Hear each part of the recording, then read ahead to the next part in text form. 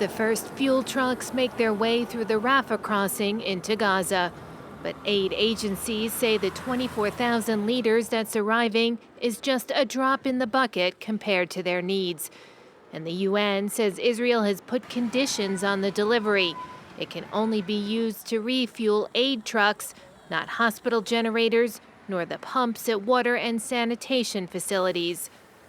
Since the war started, hundreds of thousands of Palestinians have fled south, putting enormous pressure on the hospitals operating there. The head of UNICEF made a trip to the enclave to see the dire conditions firsthand. It's a desperate situation, and that is the bottom line. I was in Khan Yunis, and I went to a hospital there called Al Nasser. I think, the doctors and the nurses there are doing their best, but it's obviously a very dire situation. UNICEF is working hard to get water and supplies, medical supplies in, but it's very, very challenging. Adding to the daily misery, torrential rain in southern Gaza.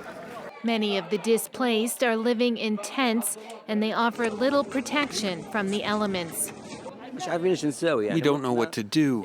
We survived the bombardment, but we will not survive the winter and rain. Our children will get sick. The entire tent is filled with rainwater. We are already suffering a lot, and the heavy rainfall increased our suffering. Our mattresses are no longer usable, and we don't have extra clothes to change our wet clothes. Meanwhile, Israel continues to pound the Gaza Strip with airstrikes. Every day brings a fresh horror of bodies buried in the rubble, while the injured are rushed to nearby hospitals. The scenes of devastation spurring a growing demand for a ceasefire in Gaza.